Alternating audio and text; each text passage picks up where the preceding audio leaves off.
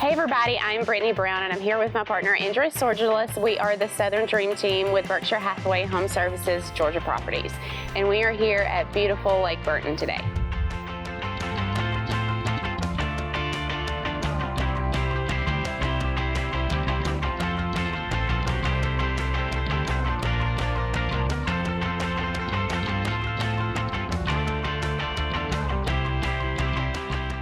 As the summer season rapidly approaches, the most important thing we need to keep in mind and take note of is boat safety. With more and more people on the lakes each year, this is something that everybody in your family should watch and take note on. Absolutely.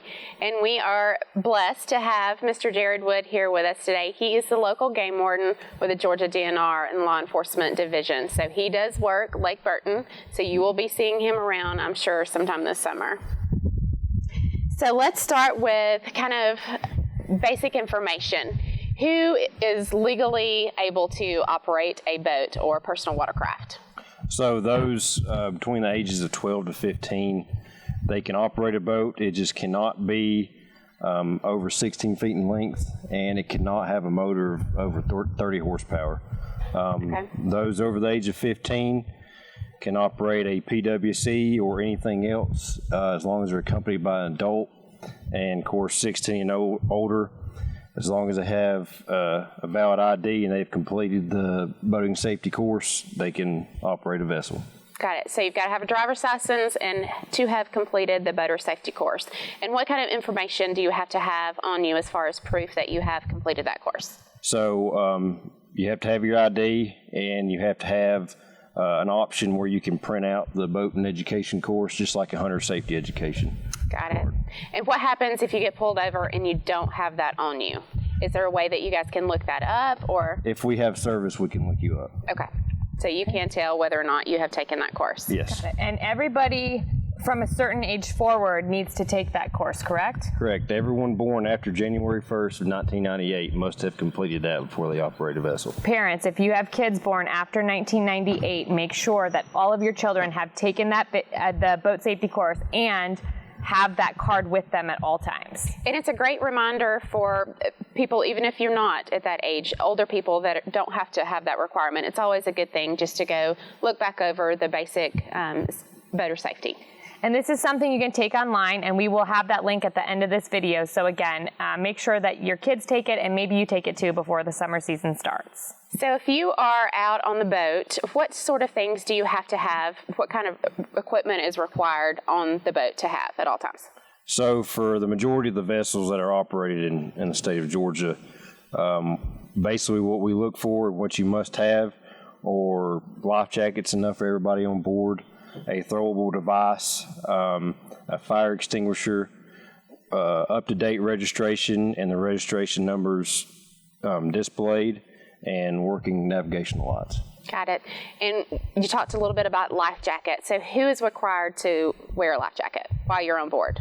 So those under the age of 13 must have a life jacket on as the boat is operating. And what kind of life jackets are approved for children 13 and under? So any life jacket that you go and buy that is Coast Guard approved, then we recognize that.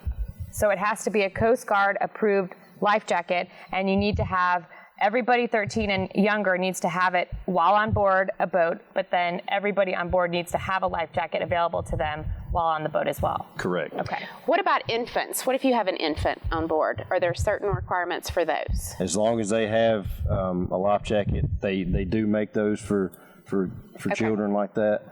I have actually used one with my kids, so they do have that. And another thing that we've heard some complaints about in the lake community are navigation lights. Explain to us a little bit about what lights you have, when you're supposed to use them. Anytime after sunset you're on the waters, you must have your navigational lights on, and just the navigational lights. That includes the red and green light on the front of the boat and the white light on the back. That way you can tell which one's the front and which one's the back. And people seem to think that they can use their docking lights as they're driving down the lake, but that is a no-go. and that is used just for docking. So if you're parked out in the middle of the lake, sometime after sunset, you want to have those lights on. Correct. So that people can see you. And a good way to check that is on the weather app every day. You can actually look up what time the sun is going to set. And so from that point forward, or a good rule of thumb is maybe 20 minutes to a half hour before that time, go ahead and flick on those lights to make sure that you're letting other boaters know where you are on the lake. And I'm sure you give a little bit of a sway here and there. We usually give about 10 to 15 minutes after sunset. That way people have time to make sure they're working and have them on. Something that has happened that we've heard about in the last couple summers is carbon monoxide poisoning from a boat motor. Can you talk about that? We just encourage parents to watch out for your children if they're swimming or near the engine a lot, breathing in fumes, just to monitor them. And as far as pontoon boats, we encourage children not to swim between the pontoons and a pontoon boat, just because gas can get trapped in there. And speaking of the back of the boat, I know sometimes you'll see people laying out on the back of a pontoon or on the back of a speedboat. What are the actual rules and regulations for where you can be on the boat while it's being operated? So if you look at a pontoon boat and you have the gate around the front of the boat, when it's underway, you cannot be past that. And if you are dangerously hanging off towards the engine, that's a no-go as well. So you will get pulled over and get a ticket if you're hanging off the back of a ski boat while it's going down the lake. If we look like it's a safety concern, yes. Let's talk about one of the favorite pastimes for summertime and boating is drinking. And drinking and boating don't mix.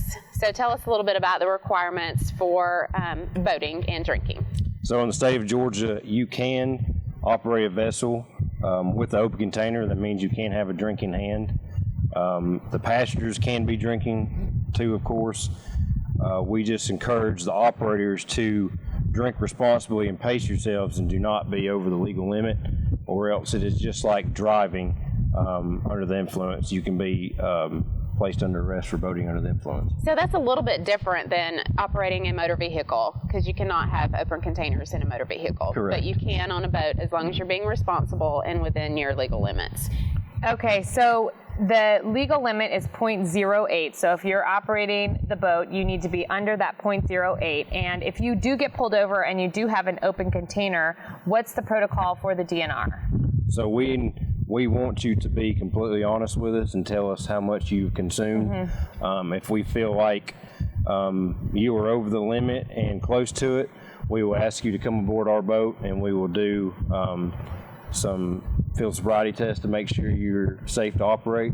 And if not, you'll be placed under arrest and taken to jail. Okay. Let's talk about basic boating etiquette. Can you review just a true 101 boat safety on directions and right-of-way and that kind of thing? So we encourage everyone to, if you're in the middle of a waterway, just use the rules as you would on a highway. Stay on the right side of the waterway. And if you look at your navigational lights up front, there's going to be the green on the right or the starboard side, and the red on the port or left side. So if you see vessels coming from your right, it means that you're good to give way. And on the opposite side, it means you stop and yield for the other boater. Okay, so a good way to remember that is like a traffic light. So if you have the right side, the starboard side, green light, that means the boat to your right has the right of way and they should go in front of you. But if a boat's coming from your left, you've got a red light, that means they need to yield to you and you have the right to pass them by. Correct. Okay. Talk a little bit about distance. How far are you supposed to say from other watercraft and the shoreline? So if you're above idle speed, you must be 100 feet from any object, shore, person, any other boat. And there's a lot of the orange buoys that you'll see in the water now that people have put around their docks to protect their swim areas. Do you have to be 100 feet from those buoys as well? No, you do not. We encourage people to, whenever you see those buoys, especially if someone an individual is out swimming, you must be 100 feet from that individual. Okay, got it. And people who are swimming, I know that there are attachments and things that you can wear to mark yourself so that people can see you in the water. Are those required or just strongly suggested? They're not required. If you're swimming, they're not required. Okay. But it is just another thing, being courteous and watching out for your neighbor while you're out here on the boat so that everybody can have a safe day. What about speed? There's no speed limits here on the lake, but you must watch out for water markers. They're just like street signs out on the roadways. They tell you what you need to know. For instance, in crowded areas, there's going to be a no wake zone buoys, and so you need to watch out for those. That way you can go at idle speed. Okay. And everyone's favorite, what about music? All the newer boats come with such sophisticated music systems, stereo systems. What is your advice on music? DNR does not enforce noise violations, but we encourage you to be courteous to everyone living on the lake and everyone else on the lake. So after 10 o'clock, that would be courteous enough for the people, everybody else. And safety issues while you're pulling tubers and skiers. I know personally I've seen boats cut through, between the boat and the skier or ride directly behind a tuber or a skier. And if they were to fall off, it could be very tragic. So what are the rules regarding pulling skiers and tubers? We advise all those that are not pulling skiers, if they observe someone, to give way, no matter what the instance. That way the skier is protected. Of course, you cannot be 100 feet from them. If you're following them down the channel, we encourage you to be enough distance behind them. That way you can react to if they fall off or anything like that. Okay. So a boater pulling a skier or a tuber will always have the right of way. Yes, in most instances, that not per law, but per what we advise people as far as safety, yes. Got it. And does the DNR require flags or any sort of, alert system for when a boater does fall into, or excuse me, a skier falls into the water, a skier or a tuber? Is there any system or something you recommend to alert other boaters that you have someone down in the water? We do not. We just encourage the people that are pulling them to immediately stop their boat and turn. That way we know that someone is in the water. Okay. And another thing, as far as safety goes and the requirements for pulling a skier or a tuber, do you have to have more than one person in the boat while you're pulling, or how does that work? So in a PWC or personal watercraft, you must have an individual riding with you on the jet ski, for instance. On a boat, as long as you have a wide-angled mirror on the boat and you can see the skier, then that's perfectly fine. Got it. And is there a limit to how many tubers or how many skiers you can have behind a boat? There is not, no. Okay. And while you're out on the lake doing your routes, what kind of things do DNR look for and kind of red flags for you guys? What do you see out there to pull someone over? Our major concerns are serious safety violations. For instance, kids not having life jackets on, people operating their boats within 100 feet of somebody, above idle speed. Just serious safety concerns is what we mostly look for. And of course, we want to make sure your vessel's registered. That way we know who you are. So any kind of registration violations we look for. Got it. And if you're out on the lake and you see someone that is not obeying the law, that's driving erratically or crazy, what should they do? Don't hesitate to call one of us. I'm fine with you calling me at any time. Tell me where the violation is occurring, where it's at, and who possibly it is.